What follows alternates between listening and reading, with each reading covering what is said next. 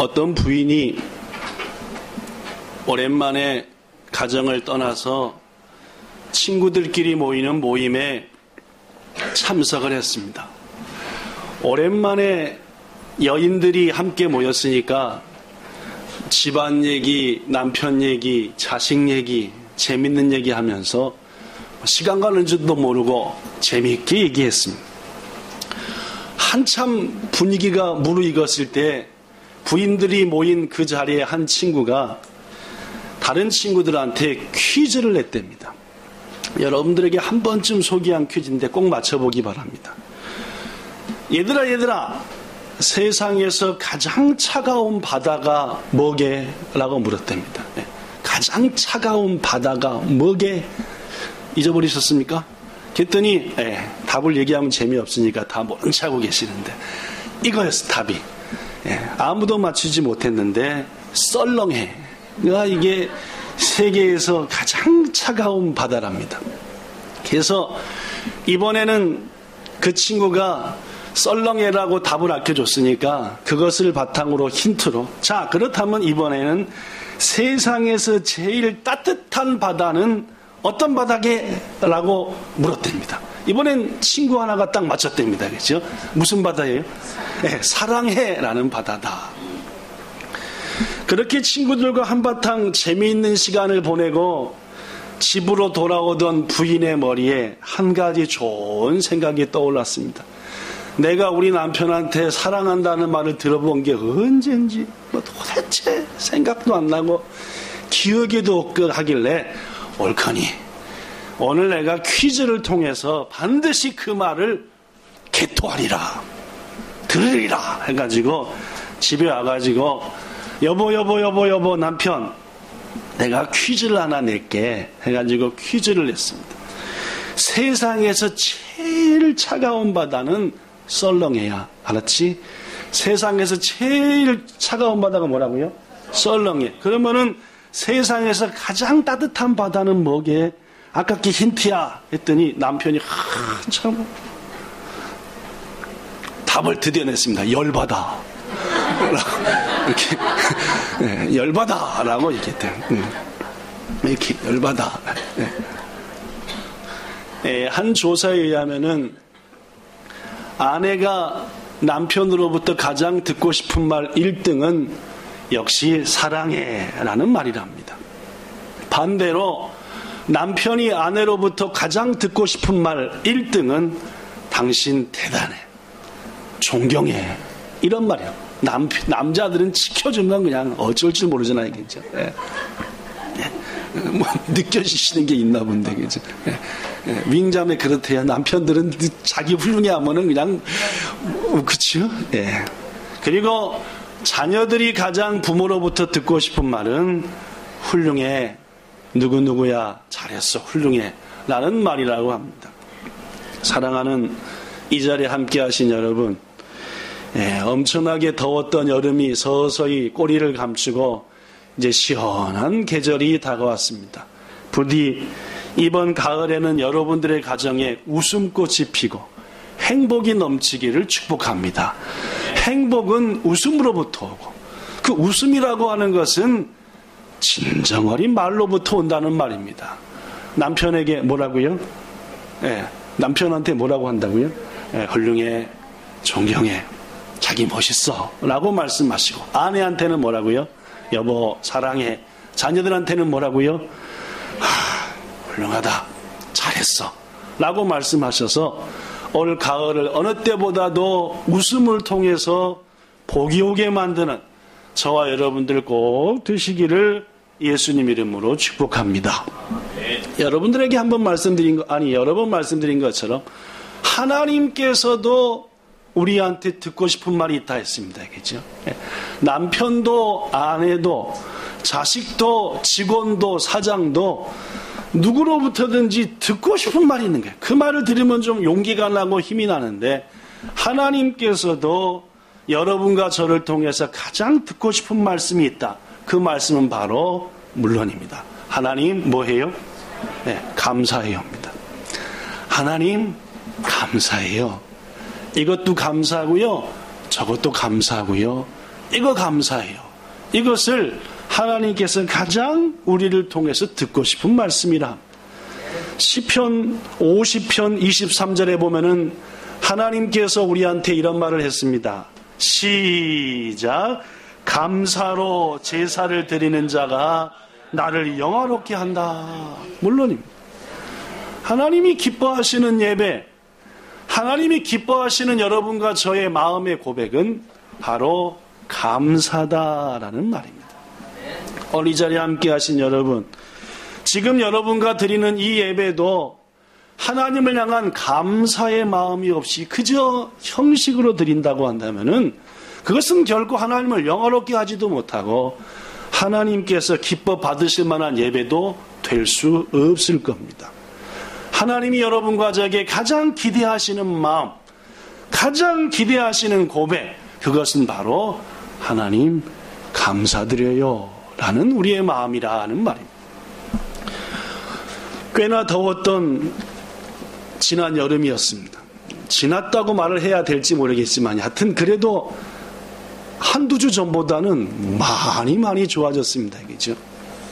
얼마 전에 오사카의 동기 목사님하고 전화통화를 하는데 올 8월 한 달 동안에 35도가 넘은 날이 25, 31일 중에 35도가 넘은 날이 25일이니까 거의 호돈도 안 넘은 겁니까? 그죠?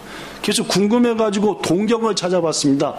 야후 재팬이라는 데 들어가면은 날씨가 있고 지난 날씨하고 딱 하면은 지난 한 달 동안, 아니 지난 10년 동안, 아니 훨씬 더 오래전부터 날이 그날이 맑았는지 아침이 몇 도였는지 쭉 나오는데 딱 봐니까 동경은 지난 8월 한 달 동안 35도 넘어간 날이 3일밖에 없었어요. 야, 3일밖에 없었는데도 그렇게 더웠는데, 야, 오사카라고 하는 동네는 참 덥구나.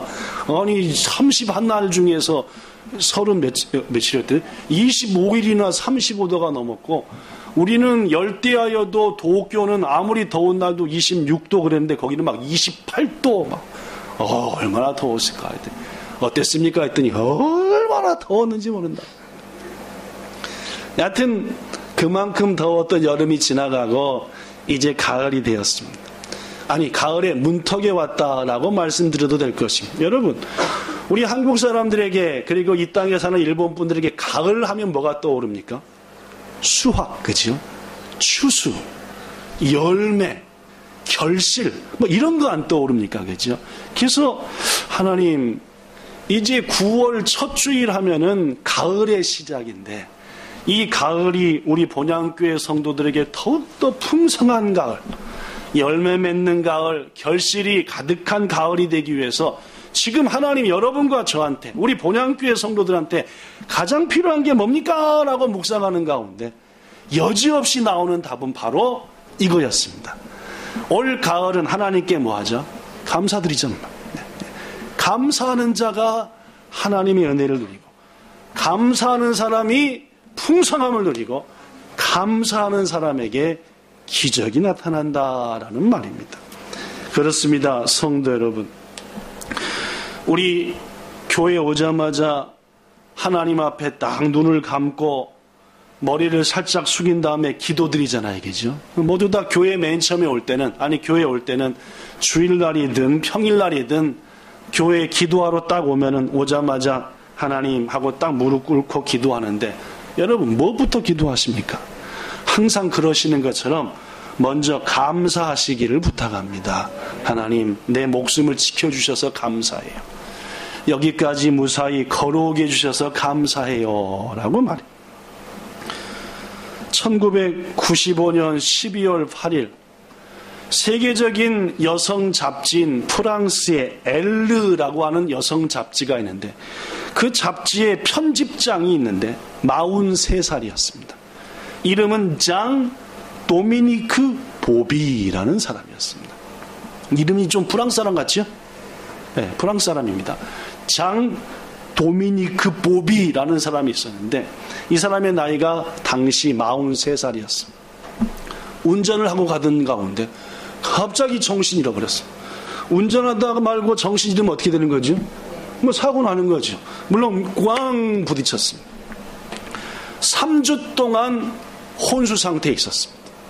네. 운전하다 말고 정신 잃었고, 3주 후에 야또 깨어났는데 병명은 뇌졸중, 뇌가 들어가던 뇌에서 돌고 있는 혈관이 빵 터져버렸다 그 말이에요. 아주 거기에다가 사고까지 났으니까 뇌혈관이 매짝구짜 돼버린 겁니다. 모든 인간의 컨트롤을 뇌에서 하잖아요, 그죠? 눈을 깜빡이는 것도, 코를 실룩거리는 것도, 말하는 것도, 걷는 것도 전부 다 뇌가 정상이어야만이 뇌에서부터 신호가 와가지고 하는데, 이 뇌가 매짝구짜 됐다고 말입니다. 3주 후에 깨어난 장 도미니크 보비, 자물쇠 증후군에 걸리고 말았습니다. 자물쇠 증후군이 뭐냐? 몸이 다 꽉 자물쇠에 잠긴 거예요. 딱 한 군데 움직였습니다. 네. 오래전에 한번 소개했는데 이 사람에 대해서 어디만 움직였게요? 왼쪽 눈꺼풀만. 요거만 이렇게 움직이고 다른 건 하나도 안 움직여요. 말도 안 되고 춤도 안 생겨지고 발가락, 손가락 뭐 아무것도 안 됩니다. 뭔 증후군이요? 네. 몸이 싹 자물쇠에 잠겼다는 무서운 병. 그는 처음 얼마 동안 너무나 낙심되었다고 합니다. 그렇죠. 3주 만에 깨어났는데 출근하는 길에 차에 분명히 있었는데 정신이 잃었고 깨나 보니까 모든 건 멀쩡한데 움직이는 게 눈밖에 못 움직인다. 그러면 여러분이 만약 입장이 이렇게 되면 어떻게 될까요? 머리가 터져버릴 것 같겠죠. 그죠? 예, 예.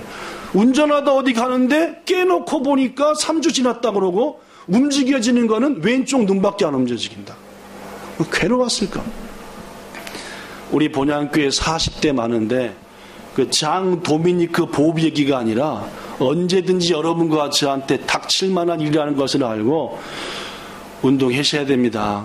그 걷기주의를 할 때 뺀질거리고 집에 도망가지 마시고, 여러분 우리 몸도 이게 다 정상으로 돌고 있지만 언제 어떤 일이 생길지 모르는 게, 어저께 어디 갔다가 저녁 때 딱 들어오는데 우편함에 요만한 엽서 같은 게 있어요. 긴시조에서 서로 마을 주민들한테 누가 죽었소 하면 꼭 돌리는 엽서입니다. 누구누구네 집에 누가 죽었소 오셔서 위로하시오라는 그런 엽서인데 딱 봤더니 47살 47살 남자가 죽었대요. 그래서 물론 어떻게 죽었는지는 안 나오고 가봐야지 아는데 사모님이랑 보면서 어쩌다가 47살 젊은 나이에 죽었을까. 부모의 마음은 얼마나 아프고 자식들의 마음은 얼마나 괴로울까. 하여튼 요새 40대 많이 죽습니다.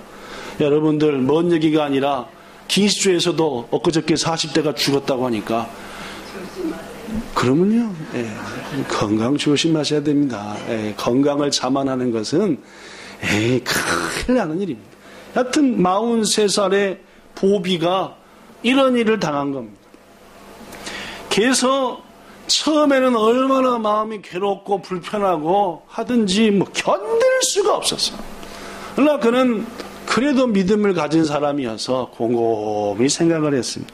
그래, 내가 할 수 있는 일이 뭘까 해가지고 내가 그래도 글을 쓰던 사람이고 편집장이었으니까 나의 이 얘기를 뭔가 글로 남기자 해가지고 왼쪽 눈을 껌뻑껌뻑하면서 그 껌뻑껌뻑함의 길이, 방향 이런 걸 통해 가지고 자기의 친한 친구인 클로드 망디빌이라는 사람한테 표시를 해가지고 20만 번 정도를 눈을 껌뻑 해가지고 글을 썼는데 15개월 걸렸답니다.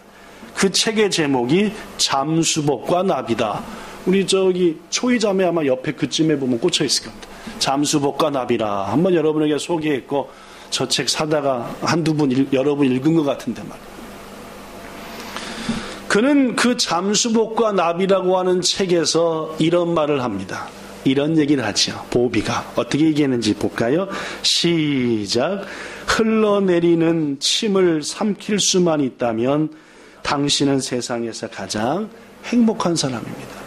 침만 삼켜도. 여러분, 그 유명한 잡지에 편집장 등 됐으니까 얼마나 세련되고 멋쟁이였겠습니까? 그런데 입에서 나오는 질질 나오는 침도 내 마음대로 못 닦아요. 얼마나 자기 마음 가운데 실망스럽고 답답하겠습니까? 그렇죠? 여러분, 변을 봤는데 내가 생각해보세요. 변을 내가 못 닦아요. 그런 일 있을 수 있잖아요. 그죠? 우리 주위에 많지 않습니까? 네.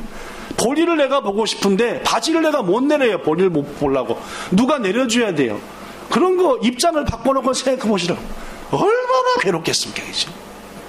볼일을 내가 봤는데 볼일 본 데를 내가 못 닦고 남이 닦아줘야 돼요. 괴로운 일입니다. 보비가 그랬대요. 아니, 침 흘리는데 요걸 안 흘리게 좀 삼키는 것만 할 수 있어도 얼마나 행복합니까? 라고 말하는 이 말은 건강하게 사는 여러분과 저가 얼마나 감사할 게 많은지 충분히 마음에 새길 수 있는 얘기입니다. 아들이 왔습니다. 50cm 앞에 병문안을 온 거예요. 아버지를. 근데 그 아들을 따뜻하게 안아주고 싶습니다.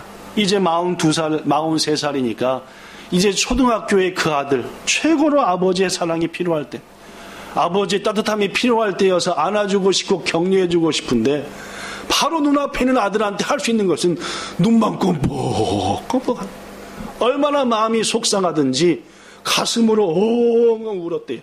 근데 그 엉엉 우는 소리가 얼마나 간절했든지 목에서 그렁그렁 소리가, 그랬더니 아들이 놀래가지고 뒤로 한 발짝 벌떡 물러나더랍니다. 아버지가 왜 그러나고 놀란 거예요. 그 순간 보비는 이렇게 생각했답니다. 내가 매일 아침 아무런 감사도 없이 침대에서 일어났다니, 내가 매일 아침 아무런 감사도 없이 양치하고 물을 마셨다니, 그 모든 것이 다 은혜였는데 내가 감사를 못했다니 하면서 회개하고 또 회개했다고 합니다.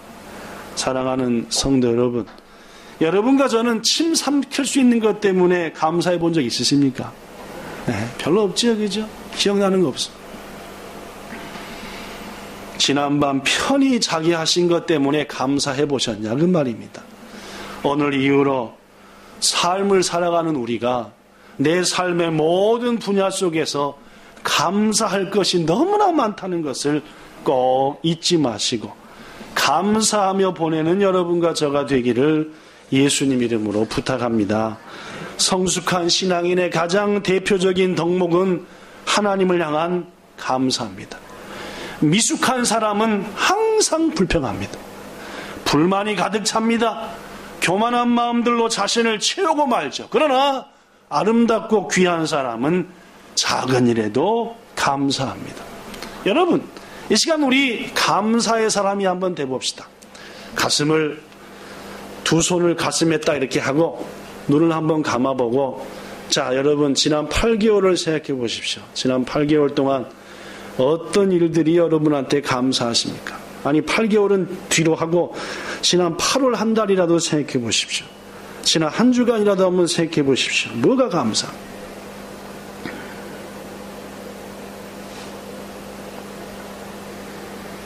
저는 이 말씀을 준비하면서 곰곰이 생각했어요. 하나님, 제가 가장 감사할 게 뭘까요? 했더니 주저없이 떠올랐던 것이, 우리 교회가 연약하고 목사인 저도 부족하지만 올해도 귀한 지체들을 보내주셔서 감사합니다라는 마음.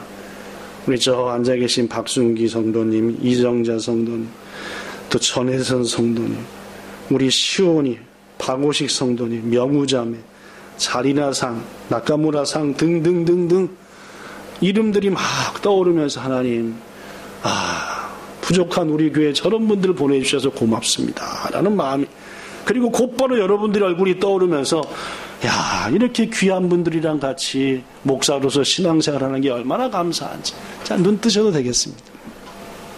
부디 제가 그랬던 것처럼 여러분들도 이번 한 주간, 아니 오늘 당장 집에서 주무시기 전에 아내와 손을 꽉 잡고, 남편과 손을 잡고, 남편 아내 없는 분들은 가슴에 손을 얹고 눈을 감고 한번 곰곰이 생각해 보십시오. 내 인생 속에서 뭐가 감사한가? 내가 감사할 게 뭔가? 분명 하나님은 생각나게 할 겁니다. 그리고 감사가 꼬리를 물 겁니다. 이것도 감사구나. 저것도 감사했구나. 오늘 본문 이야기 여러분들이 잘 아는 얘기입니다. 잠시 소개하겠습니다. 예수님께서 십자가에 달려 죽으신 다음에 부활하시고 승천하셔서 바울이라고 하는 사람을 부르셨습니다. 목적은 한 가지였죠. 그 사도 바울을 통해서 예수님의 사랑과 복음을 세계에 전하기 위해서 말입니다. 그래서 이 바울이 예수님의 부름을 받아서 자신의 동역자들과 더불어 유럽을 향해 갔습니다. 지금의 터키, 그죠? 네, 터키, 도르코. 지지난주에 왕복 10차선? 그죠? 왕복 10차선 되는 엄청나게 큰 다리가 도르코에 건설됐습니다. 아시아와 유럽을 연결하는 다리인데, 그 대통령 엘도마룬가라는 대통령이 나가지고 유럽과 아시아를 잇는 최고의 다리를 건설했습니다. 그럼 다리가 크긴 크다. 거기가 아시아와 유럽입니다. 터키 말입니다. 그래서 바울 일행이 터키를 건너서 드디어 유럽으로 하나님의 명령을 따라갔습니다. 첫 성이 따라해 보십시오. 빌립보. 네, 빌립보라는 곳이었습니다. 유럽의 첫 발 디딘 게 빌립보라는 성이었습니다. 바울 일행이 빌립보 성에 딱 들어가가지고 사람들이 많이 모이는 곳에 갔더니 거기에 점을 치는 사람이 있었습니다. 여인이었지요. 요새 말로 상당히 용한 점쟁이였습니다. 점괘가 잘 나왔어요. 이 사람은 귀신의 지배를 받고 있었습니다. 여러분, 점쟁이도 귀신 제대로 들려하는 점쟁이는 점괘가 잘 나오는 편입니다. 그렇죠? 그리고 귀신 제대로 들린 점쟁이는 여러분과 저가 헐렁하게 예수를 믿는지 제대로 예수 믿는지 안다 그 말입니다. 그죠? 점쟁이 흉내내는 것들은 몰라 여러분과 저가. 근데 진짜 용한 점쟁이는 귀신한테 붙들려가지고 귀신같이 맞춘다 그 말이에요. 이 점쟁이가 귀신같이 맞히는 점쟁이. 근데 딱 바울과 그 일행을 보자마자 자리에서 뻘떡이 나더니 부리부리 하고 신이 빡 들어오더니 뭐라고 소리를 질러요? 이렇게 소리 질렀습니다. 읽어볼까요? 17절 시작. 이르되 이 사람들은 지극히 높은 하나님의 종으로서 구원의 길을 너희에게 전하는 자라. 아니 바울 일행이 유럽에 가가지고 처음 빌립보 성에 가서 장터에 갔더니 웬 여자가 점치다 말고 빠딱이 나더니 여보게들 보시오. 여기 있는 이 사람들은 지극히 높으신 누구의 종으로? 당신들한테 뭘 전하는? 구원의 소리. 맞는 말이요 틀린 말이요? 딱 맞는 말. 역시 귀신 제대로 들린 사람.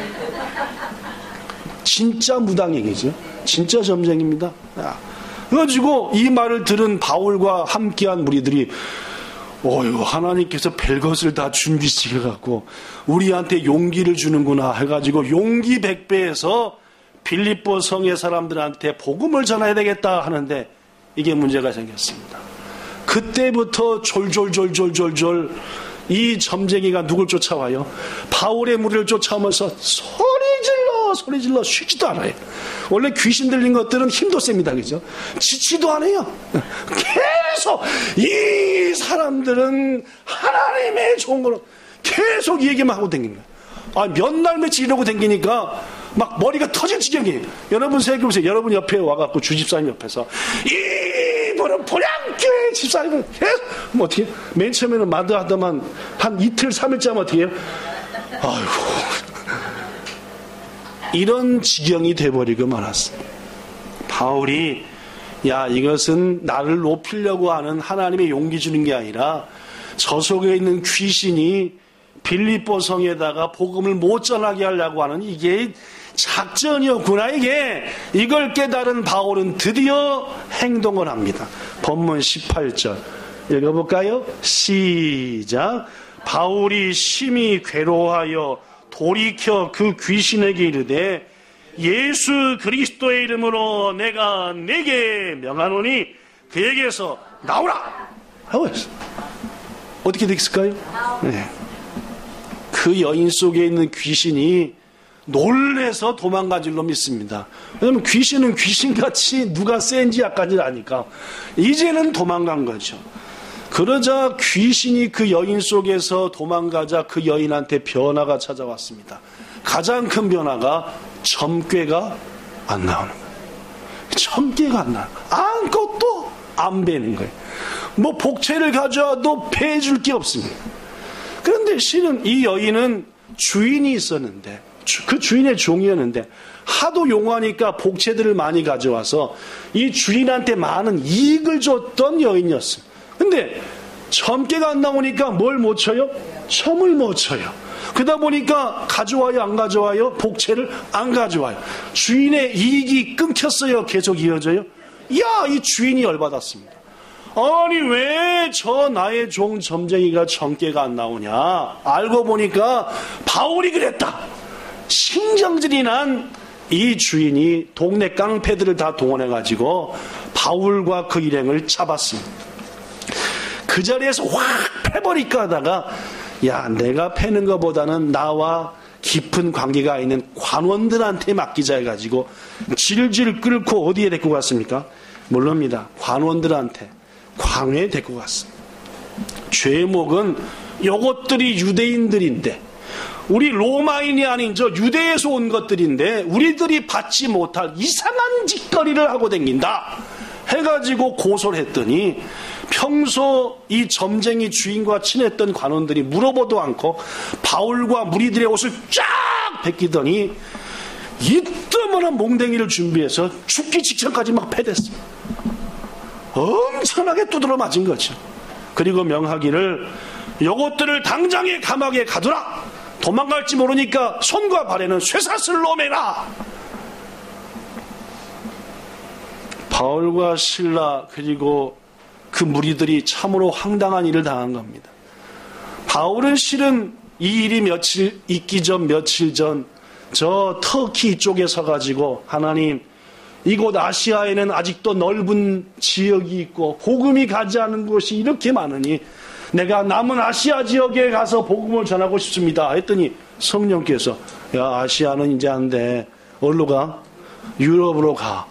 지금 할 수 없이 지금 유럽에 온 거예요. 하나님이 시키는 대로 유럽에 와서 첫성 빌립보에서 지난 며칠간 당한 일은 웬 여자한테 계속 소리 들은 것밖에 없고 딱 한 말은 뭐밖에 없어요? 귀신아 나와라 한 것밖에 없는데 지금 남은 건 뭐예요? 뒤지게 두드러 맞았지요. 안 아픈 데는 하나도 없지요. 감옥에 갇혔지요. 손과 발에는 쇠사슬이 묶여있죠. 여러분 같으면 하나님한테 어떤 기도가 나오겠습니까? 내가 온다 했습니까 여기를? 아니 하나님이 띠미로 보내놓고 이게 뭔 꼴입니까? 막 욕 안 했겠습니까? 그랬죠. 당연히 감옥에 갇힌 바울과 그 무리들이 신경질 나고 열받고 짜증나고 신경질 냈을 겁니다. 그러나 바울과 실라와 무리들은 그 상황에서 하나님께 기도를 한 것 같습니다. 하나님 이게 뭔 뜻입니까 도대체? 어찌하려고 일로 보내서 이런 일을 당하게 합니까? 하고 하나님 앞에 기도를 했더니 그 기도가 서서히 뭘로 바뀌어져요? 물론입니다. 감사로 바뀌어지는 거예요. 실은 내가 이렇게 예수 믿는 자들을 잡아 죽였고 팼습니다. 내가 아무 잘못도 없는 사람들을 잡아다 이렇게 했으니 그들이 얼마나 억울했겠습니까? 이런 마음이 막 나오다 보니까 감사가 되고 회개가 되고 찬송이 되는 거예요. 그렇게 맞고 터지고 빠진. 오늘 본문에 보니까 그 찬송의 소리가 온 죄수들이 다 듣게 감옥 곳곳에 퍼졌다라고. 사랑하시는 성도 여러분, 감당하기 어려운 힘든 일을 당했을 때, 도저히 이해할 수 없는 일을 당했을 때 기도하시길 바랍니다. 하나님 이게 뭔 일입니까 도대체? 이 일이 왜 내한테 있습니까? 라고 기도하시다 보면은 서서히 기도 가운데 뭐가 생겨요? 깨우침이 생기고 회개가 나오고 감사가 나오고 찬송이 되는 줄로 믿습니다. 기도 안 하고 막 혼자 승질을 부리고 막 몇 번 나 열받는 것을 반복하니까 머리가 더 터져버리는 거예요. 오히려 하나님 앞에 이게 웬일입니까? 할 때 찬송으로 바뀌는 기적이 있는다는 말입니다. 바울과 실라의 감사 찬양의 소리가 아리에나이죠, 그죠? 아리에나이지만 감사하는 찬송의 소리가 온 감옥에 울려 퍼져 죄수들이 다, 이야, 저 찬송이 아름답다 하는 순간 갑자기 이게 뭐가 나갑니까? 그것도 컵 깨질 뻔했다, 그죠? 지진이 나더니 지진이 얼마나 셌던지 옥터가 흔들흔들하고 옥문이 팡 터져버렸다는 말입니다. 여러분, 지진이 나서 옥토가 흔들리고 옥문이 터졌다. 있을 수 있는 일이에요? 있을 수 없는 일이에요? 있을 수 있죠? 그러면요, 지금 지진 나가지고 막 마이크 넘어오고 할 수 있습니다. 그죠? 2011년도 3월 11일 날, 딱 난리 났잖아요, 지금 우리 교회, 그죠? 저 위에는 책꽂이가 걸어가지고 저까지 나오고, 4층에는 냉장고도 걸어서 이만큼 나와 있고, 위에 있는 밥통은 다 떨어져 엎어져 있고, 저는 TV 안 넘어게 하려고 TV 딱 붙여봤더니, 서랍장이 넘어오길래 서랍장을 붙여봤더니, 이제 잡을 게 없어서, 저 난로 넘어가네 하는데, 넘어가기 전에, 난로 위에 있던 물이 주전자가 철렁철렁 하더니 물이 팍 넘으면서 난로를 딱 끄더라고요. 그래서 야, 난로 안 잡아도 되겠구나. 뭔지 그 불 켜진 다음에 난로가 3월 11일 추웠습니다. 난로를 떼고 있었으니까 제가 방에다가 지진 나서 옥토가 흔들리고 옥문이 팍 튀어나가는 것은 있을 수 있는 일이에요. 그런데 죄인들을 메고 있던 쇠사슬이 빵 끊어졌다. 이것은 있을 수? 지진 나면 쇠사슬 끊기나요? 여전히 붙들린 상태로 못 도망가고 그런데 성경에 보니까 이들을 메고 있던 사슬까지 펑 풀어졌다는 것은 기적인 겁니다. 지진만 나고 문만 열렸으면은 있을 수 있는 일이에요. 그런데 하나님께서는 찬송하는 소리를 들으시고 그들의 찬송의 마음과 감사를 보시고 기적을 베풀었다는 말입니다. 귀중하신 여러분, 도저히 이해할 수 없는 상황, 엄청난 고통스러운 상황 속에서 도리어 감사하며 찬송했더니 옥문이 열려지고, 그리고 나를 메고 있던 사슬이 풀려지고, 나를 감싸고 있던 무거운 짐들이 풀어졌다는 말입니다. 우리들의 생활 속에 이 기적이 체험되어지기를 축복합니다. 도저히 감사가 안 나올 때도 무릎 꿇어서 하나님을 생각하며 감사가 나옵니다. 그 순간 감사 찬양이 나오고 그 순간 우리를 맸던 것들이 풀려지는 기적, 올 가을에는 가득히 체험하기를 축복합니다. 유명한 스펄천 목사님이 이런 말을 했습니다. 따라해 볼래요? 불행할 때 감사하면 불행이 끝나고, 형통할 때 감사하면 형통이 연장된다. 스펄천 목사님이 가장 많이 했던 말이랍니다. 불행할 때 감사하면 불행이 끝이 나고, 잘 될 때 감사하면 그 잘 되는 것이 쭉쭉쭉쭉 이어진다. 한편 감옥과 죄수들을 지키던 간수가 깊이 잠을 자다 말고 지진에 깜짝 눈을 뜨고 뜨고 보니까 옥문이 다 열린 거예요. 그때 전기불 있었던가요? 없었으면 전기불 없습니다. 2000년 전이니까. 아마도 이런 장작불 같은 거 있을 때 지진에 문이 다 빠질 정도니까 떨어져가지고 다 불 꺼져버렸겠죠. 깜깜한데 보니까 옥문은 열려 있는 거라 생각했습니다. 죄수들이 다 뭐 했겠다? 도망갔겠다. 옆에 있던 칼을 확 뽑아들었습니다. 배를 향해서 뻑 찔러 죽으려고 그랬죠. 왜 죽으려고 그랬습니까? 여러분도 아시는 대로 로마의 법은 간수가 죄수를 놓치면은 놓친 죄수의 형벌을 간수가 대신다. 근데 지금 놓친 죄수가 몇 명이요? 그 중에 사형이 몇이고. 그러니까 아이고, 어차피 죽을 거 그냥 죽자고 딱 하는 순간 도망가고 있지 않았던 바울과 일행이 그를 부릅니다. 본문 28절 읽어볼까요? 시작. 내 몸을 상하지 말라. 우리가 다 여기 있노라. 깜짝 놀란 간수가 바울 일행을 바깥으로 데리고 나와 번쩍 엎드려 이렇게 말합니다.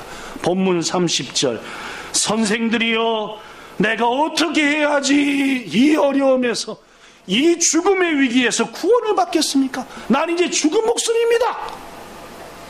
그랬더니 간수가 바울을 바울이 간수한테 대답합니다. 유명한 말이죠. 본문 31절. 주 예수를 믿으라. 그리하면 너도 네 집도 구원을 받으리라. 그 유명한 말이 여기서 나왔습니다. 사랑하는 성도 여러분, 놀라운 일이 일어났습니다. 간수가 구원을 받았습니다. 그것뿐만이 아닙니다. 간수는 바울과 실라를 자기 집으로 데려갔고 맞은 상처를 깨끗이 닦아주며 치료해 주었고 자기의 온 가족들과 모인 무리들에게 하나님의 말씀을 전해달라고 부탁을 했고 그들은 바로 그날 밤 말입니다. 세례를 받았고 하나님을 믿었다. 이게 오늘 본문의 얘기입니다. 귀중하신 여러분, 도저히 감사할 수 없는 조건 속에서도 감사했더니 옥문이 열리는가 하면은 한 사람을 구원시키고 그 사람을 통하여 그 가족과 그 친지들까지 그날 밤에 세례를 주고 구원받게 하는 기적이 나타났다는 말입니다. 이해할 수 없는 고난 속에서도 감사하면 이런 기적이 있는 줄로 믿습니다. 사랑하는 여러분, 고난은 우리를 감싸고 있는 사슬을 풀어 헤치는 놀라운 능력이며 도저히 이해할 수 없는 고난은 때로는 우리를 통해서 죽어가는 영혼을 건지시고자 하는 하나님의 섭리임을 알아야 한다는 말입니다. 하나님은 빌립보로 보낸 그 바울의 일행을 통해서 누구를 가장 먼저 건질고 누구를 통해 빌립보 교회를 세울고 하며 살피시던 중 빌립보의 이 간수와 그리고 루디아라는 두 사람을 지목하셨고 가장 먼저 이 간수와 그 가정을 통해서 빌립보 교회를 세우시기 위해서 바울을 억울한 일을 당하게 하사 감옥에 처음 밀었다는 말입니다. 이 섭리를 아직은 몰랐지만 사도 바울은 자신이 한 과거의 생각을 하면서 회개했고 감사했고 깨우침을 준 것에 대해서 감사했더니 하나님이 예비한 길로 인도했더라 그 말입니다. 귀중하신 여러분, 감사하는 자만이 예비한 길에 도달하는 겁니다. 그 은혜를 체험하기를 축복합니다. 한 사람 소개하고 말씀 마칩니다. 한국의 인터넷 신문, 그 인터넷 신문 중에서 장애인 전문 신문이 있습니다. 장애인들을 즐겨 보고 장애인들을 위한 신문. 그 뉴스가 에이블 뉴스라고. 혹시 장애인에 관심 있는 분들은 인터넷 들어가서 에이블 뉴스 하면 전부 다 장애인에 대한 것들입니다. 거기에서 칼럼니스트로 활동했던 김광욱이라는 사람이 있어요. 이 김광욱이는 태어난 지 7달 만에 아주 어려운 일을 당했습니다. 어머니가 연탄불을 갈아넣기 위해서 위에 있던 잘 붙어있던 연탄은 끊어서 밑에다 넣고 이제 밑에 다 탄 연탄은 띄어갖고 어디로 갔다가요? 바깥에 갔더니 연탄 많이 갈아보셨죠? 저도 많이 갈아봤어요. 이렇게 해가지고 구멍을 맞춰야 되고 이렇게 해서 찌개 같은 걸로 빡 끄집어내가지고 밑에 다 탄 건 버리고 위에 이제 타고 있는 건 밑에다 넣은 다음에 위에다는 뭔 연탄을 넣었죠? 새 연탄 넣고. 많이들 해보셨구나, 그죠? 내가 많이 해봤습니다. 연탄도 오지게 날라보기도 하고 많이 해봤어요.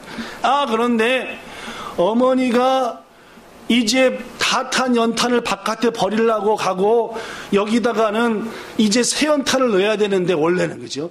새 연탄은 이거 버리고 와서 넣자 해가지고 잠깐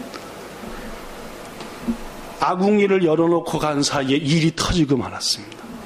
7개월 된 광욱이가 갖고 놀던 장난감이 손에서 또 후루룩 굴르더니 화로 속으로 연탄 ปุ๊ 아궁이 속 들어가고 만 거예요. 얘가 뿍뿍 기어가가지고 내 장난감 하는 순간 아직 7개월이니까 어디가 더 무거워요? 머리가 더 무거워요. 머리가 무거우니까 그대로 딸려들었어. 막 엄청나게 소스라치게 울고 하고 얘기하니까 밖에 연탄 벌리러 갔던 엄마가 순간적으로 느낌이 왔어. 갔더니 어떻게 해요? 자기 아들 머리가 연탄 구덩이에 거꾸로 박혀있는 거예요. 여러분 얼마나 놀랬겠습니까, 그죠? 그거를 안고 병원으로 막 정신도 없이 막 달려갔는데 야또 목숨은 건졌습니다. 난또까 목숨 건졌는데 문제는 뭐냐?